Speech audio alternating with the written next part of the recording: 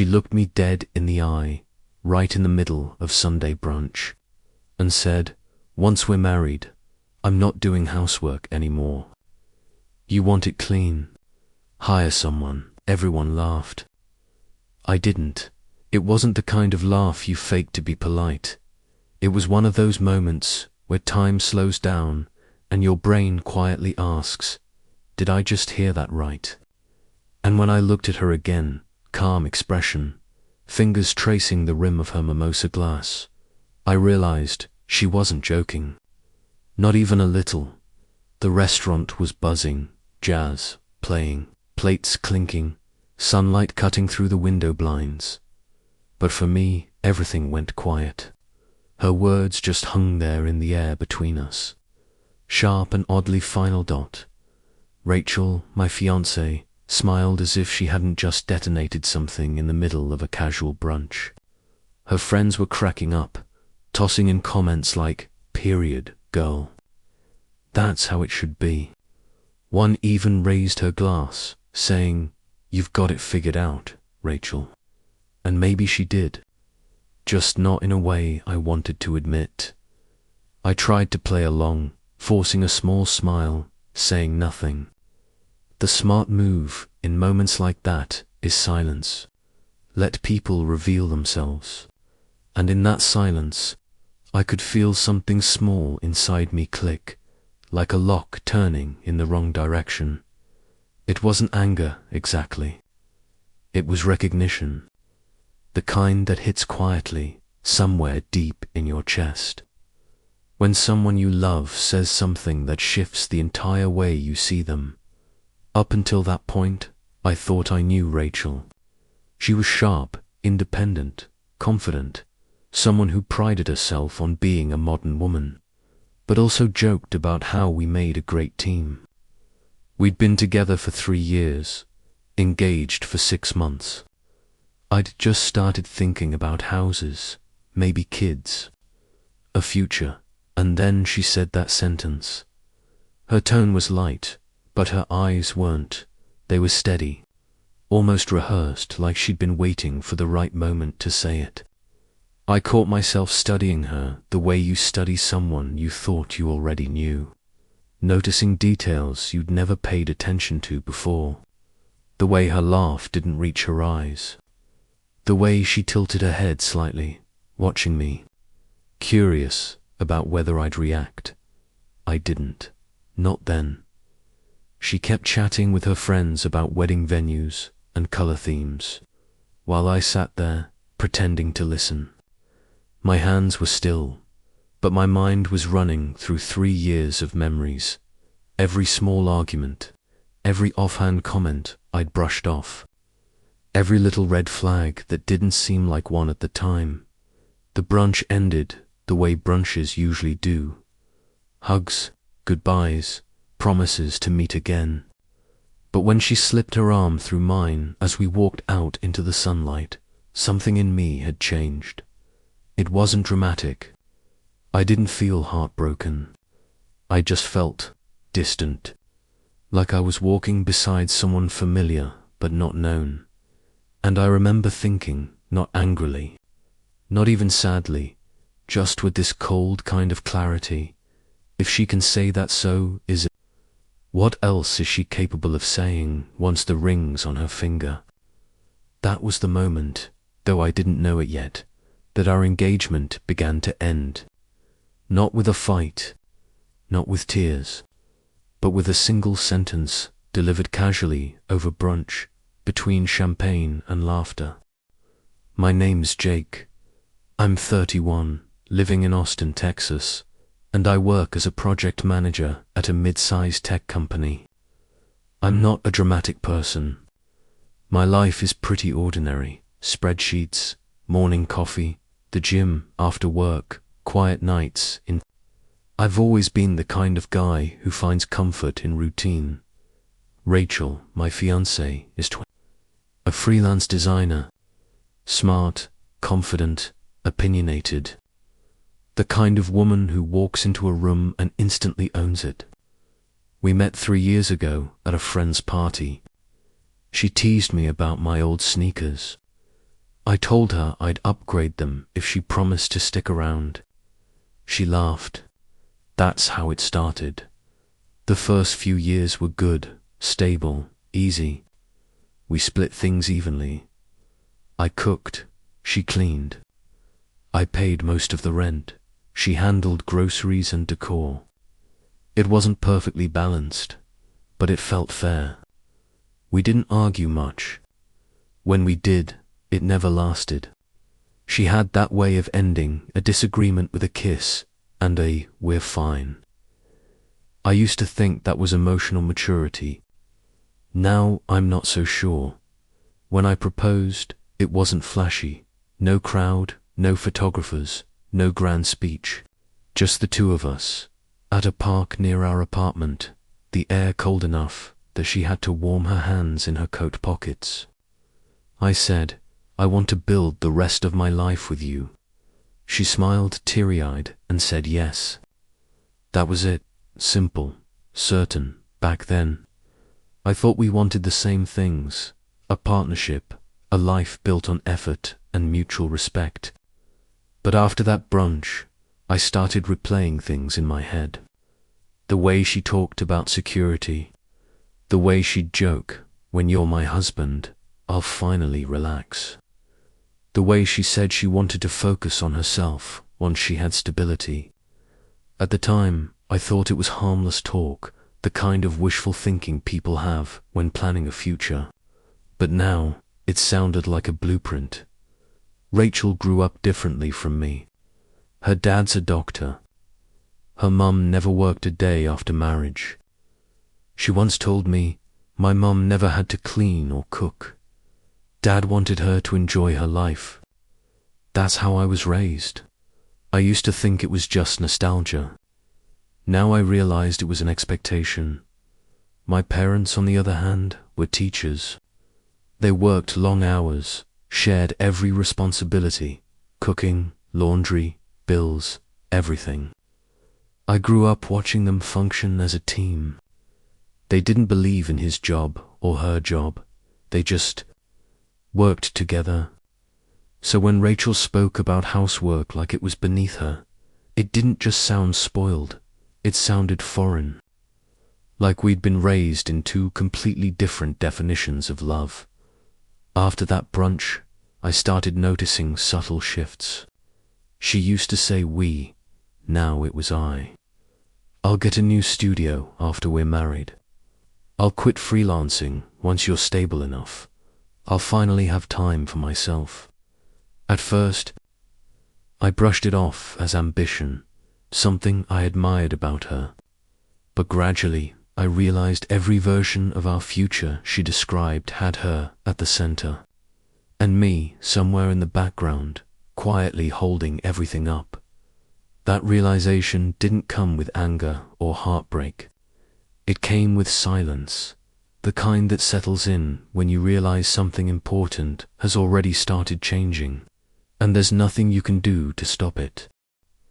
That night, I didn't bring it up right away. We went home like nothing had happened. Same casual conversation, same small jokes. She curled up on the couch with her phone, scrolling and smiling at something on the screen. To anyone else, it would have looked like an ordinary night. But in my head, her words from brunch were still echoing, sharp and steady. "Once we're married, I'm not doing housework. You want it clean. Hire someone." After a while, I asked quietly, "Hey, about what you said earlier. Were you serious?" Rachel looked up, surprised for half a second, then nodded. "Of course. Why wouldn't I be?" She said it so calmly, so casually, it didn't even sound like a big deal. I waited, hoping she'd laugh and say, "Relax, I was joking," but she didn't. She set her phone down, leaned forward slightly, and said, "Jake, you work hard. You make good money. We can afford help. Why should either of us waste our time cleaning?" Her logic was, tidy. Cold, but tidy. I didn't respond right away. And maybe that silence made her think I needed convincing, because she kept going. You're always busy with work. I'm tired of doing everything around here. When we get married, I just want to live a little easier, focus on myself more, you know. Keep the relationship healthy, take care of the emotional stuff. That phrase, take care of the emotional stuff, hit me the wrong way. It sounded nice, but hollow. Like a sentence designed to sound balanced while being anything but.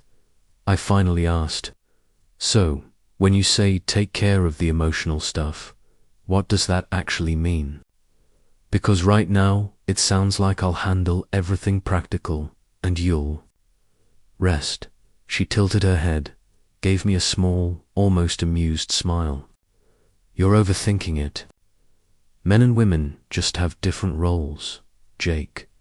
You're good at responsibility. You were built for it. That line, you were built for responsibility, stayed in my head long after she'd gone back to scrolling on her phone. It didn't sound like admiration. It sounded like assignment. I looked at her sitting there, bathed in the soft yellow light from our lamp, completely at peace with what she'd just said. And in that moment, I realized she wasn't being manipulative. She truly believed this was fair. Rachel grew up being told that a good man takes care of everything, and a good woman deserves comfort in return. Her mother lived that way. She'd told me stories before, always with pride. My mum never had to cook or clean. Dad handled it all. She focused on herself. That's real love. Back then, I'd thought it was sweet. Now, it sounded like the script she was planning to follow. The rest of the evening was quiet. She watched TV while I sat by the window, looking out at the streetlights. Everything outside looked normal. The warm glow, the steady traffic, the sound of distant conversation. But inside, I felt a kind of silence that didn't belong to the room. It belonged to us at one point. She came over, rested her hand on my shoulder, and said softly, "Don't think too much. Jake, I just want us both to have a good life." I looked up at her, her smile, her voice, the same calmness I'd always loved, and for the first time, I understood what made me uneasy. She truly believed a good life meant I'd take care of everything, while she simply existed in it. It wasn't selfishness. It was certainty, and that's when it hit me. Sometimes, relationships don't fall apart because of betrayal or lies. Sometimes, they crack open quietly when one person defines love as partnership, and the other defines it as comfort. I didn't argue. I just nodded, because deep down, I already knew if we ever got married, I wouldn't be a husband. I'd be the provider in someone else's version of happiness. The next morning, I woke up earlier than usual. The first light filtered through the curtains, painting soft grey across the room. Everything looked the same: the coffee mugs, the faint hum of the refrigerator, the quiet of a new day, but something in the air had changed. It wasn't anger. It was distance, cold and quiet. I made coffee like I always did. The smell used to feel comforting. Today it just hung heavy.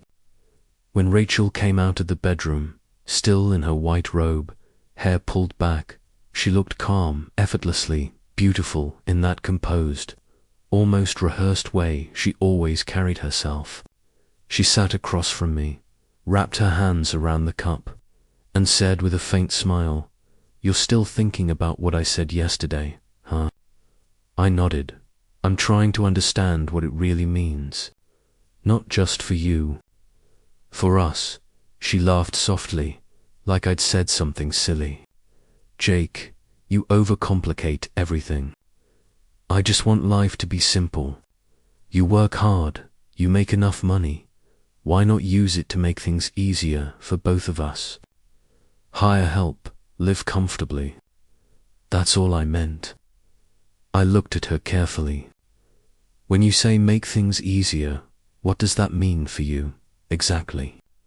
She tilted her head, smiling the way she does when she thinks she's making perfect sense. It means I can take care of you, keep you happy, keep our home beautiful, be someone you're proud to have by your side. Isn't that what love's supposed to be? I didn't answer right away, because deep down, I knew she truly believed what she was saying. It wasn't manipulation. It was conviction. A calm, confident conviction that her comfort was part of the natural order of things. Rachel, I said quietly, I'm not looking for someone to make me proud. I'm looking for someone to build with. And what you're describing, it sounds like you want someone to build for you. Her smile faded just slightly, her voice still smooth but firmer now. You're taking this the wrong way. Men and women are different, Jake. You were born to lead, to handle things. I was born to nurture, to keep us happy. That's balance. I let out a small laugh, not mocking, just tired. If one person carries everything while the other gets to rest, that's not balance. That's dependency dressed up as tradition. Rachel leaned back, crossed her arms lightly. You're stressed. You've been under pressure at work.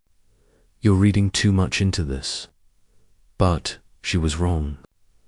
I wasn't stressed. I was seeing clearly, maybe for the first time. The space between us wasn't filled with arguments or resentment. It was filled with quiet realizations we couldn't unsee. That evening, I didn't go straight home. I drove around the city for a while, passing the old cafe where we had our first date. I remembered how she'd said back then she wanted a free and equal relationship. I had smiled, thinking we were on the same page. But now, maybe we never were. When I finally walked in, the apartment was dimly lit. Rachel was sitting on the bed in her silk nightgown, watching a show, her phone glowing beside her. She looked up, smiled as if nothing in the world was wrong. You're late. I ordered takeout, pasta, your favorite. I sat down beside her, still holding my coat. Rachel, I said, quietly, can I ask you something? She nodded without looking away from the TV. Sure. If one day I lost everything, my job, the house, the money, would you still stay? That got her attention. She turned her head slowly, eyes narrowing a little. What kind of question is that? Of course I'd stay. I love you. No, I said gently, I mean, honestly, not the answer you think I want to hear. The real one. There was a long pause. Her eyes flickered, then she smiled again, but softer, weaker. Jake, I don't know. I've never thought about that. That was it. 3 words. I don't know. And somehow, they told me everything. It wasn't cruelty. It wasn't even disappointment. It was clarity. The kind that comes too late, after you've already invested too much. She reached out, touched my arm, her voice tender. Don't overthink it, Jake. I just want peace. I just want us to be happy. I looked at her, really looked, and for the first time, I understood. Her idea of peace wasn't the same as mine. Her peace meant being taken care of. Mine meant standing side by side. I nodded, forcing a small smile. Yeah, I know. The room went silent. Outside, the rain tapped against the glass, soft and steady. Inside, something else was falling apart quietly, not with shouting or tears, but with understanding, and that, somehow, hurt more. Saturday morning, I woke up early. The apartment was quiet, soft light filtering through the blinds. Rachel was still asleep, her hair scattered across the pillow, her face calm, peaceful in a way that made me hesitate. I stood there for a moment, just watching her, realizing how strange it felt to love someone and yet know you were already halfway gone. I made coffee, started cleaning the kitchen. The same kitchen she never touched because, as she once said, "That's not my thing." Every plate, every glass, every little mess, they'd all become symbols of something bigger, something we both stopped naming. As I wiped the counter, my phone buzzed.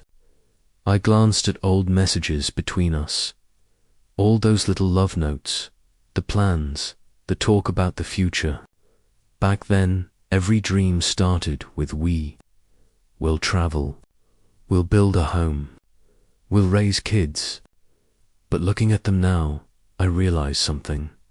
Every we had always come from me. Rachel's words were always, when you get that promotion, when you buy that house, when you make enough for us to relax. It had never really been our dream. It had always been mine. And she'd just been standing next to it that afternoon. We met up with Mark and Olivia, friends of ours. One of those couples that actually made marriage look like teamwork. Over lunch, Olivia laughed about how they split chores 50/50ths. Rachel smirked and said, "I could never. I'd break a nail." Everyone laughed, but Mark and I locked eyes for a second, and that second was enough. He understood. The car ride home was quiet. Rachel was scrolling through TikTok, chuckling at something completely at ease. Meanwhile, I could feel the silence between us stretching thin. By the time we pulled into the parking lot, I knew if I didn't speak now, I'd spend the rest of my life pretending to be okay with this. "Rachel," I said, before she could get out of the car, "we need to talk." She sighed. "About what?" "Yesterday, again." "Jake, I thought we were past that." "We're not past it," I said. "We've just been pretending to be." She turned toward me, arms crossed. "So what do you want me to say? That I'll start scrubbing floors and doing laundry like some 1950s housewife? Come on, Jake, you know that's not me." "I don't want that," I said calmly. "I just want someone who's willing to build a life together, not just live comfortably because I made it possible." She shook her head, a humorless laugh escaping her lips. "You're acting like I'm some kind of lazy gold digger. I just want a better life, Jake, and you can give it to me. Why make it so complicated?" I nodded slowly. "You're right. I can give you that life. But not without losing who I am in the process. Because to you, love is supposed to make life easy. To me, love is supposed to make life worth the effort." For a moment, neither of us spoke. The room felt smaller, tighter, filled with all the words we'd avoided for months. Finally, she said softly, almost coldly, "If you think that way, maybe you never loved me the way I thought you did." I walked to the window, staring out at the wet street below, the city lights flickering against the puddles. "Maybe you're right," I said. "Maybe I loved who I thought you were. Someone strong, independent, ready to take on the world. But that version of you doesn't exist anymore. Or maybe she never did." When I turned around, Rachel was crying. Not out of heartbreak. It was the kind of cry that comes from pride, cracking from realizing you've lost control. "So that's it," she whispered. "You're leaving because I'm not the person you wanted me to be." I took a slow breath, my voice almost gentle. "No, Rachel. I'm leaving because you don't want to be that person, and I can't spend my life convincing you to try." Her eyes searched mine, but there was nothing left to find. The distance between us had already hardened into something final. I grabbed my jacket, my keys, my wallet. As I walked toward the door, she called out, her voice trembling, desperate now. "Jake, where are you going?" I paused, my hand on the door handle, and said softly, "To find the version of myself I lost trying to become the man you wanted." The door clicked shut behind me. No shouting, no dramatic ending, just silence, the kind that feels like truth. And as I walked down the hall, I knew this wasn't a breakup. It was an ending, a quiet one, but real. I drove through the night with no destination, just to avoid going home. The streets were quiet, rain-slicked, and the reflection of streetlights danced across the windshield like faint memories refusing to fade. I wasn't angry. I wasn't heartbroken. I just felt weightless, in the way emptiness sometimes feels like relief. When dawn started to break, I pulled over at a small cafe off the highway, the same one Rachel and I used to visit when we first started dating. Nothing had changed. The smell of fresh bread, the hiss of the espresso machine, the quiet murmur of early risers. I sat at our old table by the window and remembered that first morning, how she'd said she wanted a fair life, where both people grow and build something bigger than themselves. I had believed her. I believed every word, the way people believe in a future they can't yet see. Now, sitting in the same spot, I couldn't tell if she ever truly meant it, or if it was just something people say before life tests what they really want. My phone buzzed. A message from Rachel. "Can you come home so we can talk? I'm sorry if I hurt you. I just didn't know you felt that way. That if told me everything." It wasn't an apology. It was a negotiation. She didn't understand why I'd walked away. She just didn't want to lose. I didn't reply. Instead, I drove to the beach. The sky was grey, the ocean restless but calm in its rhythm. I sat on the sand, watching waves fold into themselves, and for the first time in months, I felt still. Not happy, not sad. Just still. By the time I got back to the apartment, the sun was low. Rachel was waiting, eyes red, hair tied back, messily, 2 cups of coffee on the table. One for her, one for me. I sat down across from her. The silence between us was thick, but not hostile. It was the silence of 2 people who finally saw the truth. "Jake," she began, voice soft and trembling, "I don't want to lose you. I just wanted things to be easier. I didn't realize it made you feel disrespected." I looked at her, calm. "I know. But did you ever think about what happens when life is easy for one person and hard for the other?" She didn't answer. I continued, my voice steady. "You said you wanted comfort, and I get that. Everyone does. But comfort doesn't come free. It has to be built together.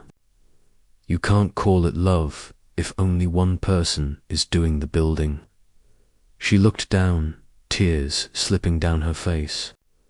"I don't know how else to live, Jake. I grew up watching my mom be loved that way.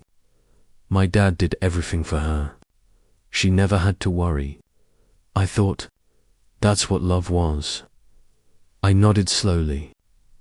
"That's what you saw, but that's not what love is. Love isn't one person carrying the weight while the other watches. It's 2 people lifting each other even when it's heavy, especially when it's heavy." Rachel covered her face with her hands. "So what do you want me to do? Change who I am?" "No," I said softly. "I just want you to look at yourself honestly. Ask what you really want, not what you were told to want. Because if you still want someone to take care of everything for you, I'm not that man. She didn't speak. Her shoulders shook quietly. I could tell she understood, maybe not everything, but enough. And I understood too, that sometimes love ends not because of hate, but because one person stops growing while the other can't stop seeing. When I stood to leave, she whispered through her tears, "Do you still love me?" I paused at the door, turned back. Yes, but love doesn't mean staying when we're no longer walking toward the same future. I closed the door softly behind me. From the other side, I heard a quiet sob, not from heartbreak, but from realization. Outside, the wind was picking up. The sky had turned orange, the last light stretching across the street. For the first time, the silence felt clean. I had left behind someone I once loved deeply, but I had also found something I'd lost for too long myself. The version of me that believed love isn't about who provides comfort. It's about who's willing to build through the storm.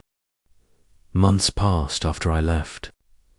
Life found a quieter rhythm, slower, smaller, but somehow more honest. I moved into a modest apartment downtown, the kind where mornings came with the sound of traffic, people shouting to each other on the street, and the smell of coffee drifting up from the cafe below. It wasn't fancy, not even close, but it felt real. There was no one waiting for me at night, no text asking when I'd be home. And yet, I felt lighter, because, for the first time in years, I wasn't carrying the weight of someone else's expectations. At first, I still thought about Rachel a lot. Not in a nostalgic way, but in that quiet, reflective way, where you wonder if the other person ever truly understood. I kept replaying that brunch in my head. The moment she said, "Once we're married, I'm not doing housework." It sounded harmless at the time, even funny. But now, I saw it for what it was, a line dividing two completely different versions of love, one rooted in comfort, the other in partnership.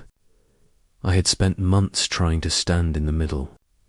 Eventually, I realized no one can love hard enough for two people. Sometimes, I'd grab a drink with Mark and Olivia.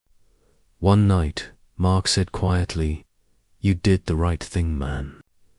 Most people don't have the guts to leave when they still care. I just smiled, not proudly, just knowingly, because he was right. Love alone isn't always enough. One morning in April, I got an email from Rachel. It was short, just a few lines. "I hope you're doing well. I've started working again. I think I finally understand what you meant about building together instead of waiting to be taken care of. Thank you for being honest, even when it hurt." I read it twice, then closed my laptop. I didn't reply. Not because I was angry, but because I didn't need to. Some stories don't need a reunion. Sometimes the most meaningful ending is when both people finally understand each other. Just too late to stay. That night, I sat by the window, watching the city lights shimmer in the rain. Everything came back in flashes. The laughter, the brunch, the silence, the look in her eyes the night I left. But instead of sadness, there was only clarity. I realized I hadn't truly lost Rachel. What I lost was the version of myself that believed love alone could fix everything. Losing that version of me, it turned out, was exactly how I found the person I was meant to become now. I understand that love isn't a transaction. It's not about who gives more or who needs less. It's about two people who can hold on to themselves while still reaching for each other. And when one person stops reaching, the other has to have the courage to keep walking forward. I lifted my cup of coffee toward the window, the city reflecting faintly in the glass, and whispered to myself, a quiet truth I wish I'd learned sooner. Sometimes love doesn't end because it dies. It ends because, finally, we learn how to love right. And for the first time in a long time, I smiled, peaceful, whole, free.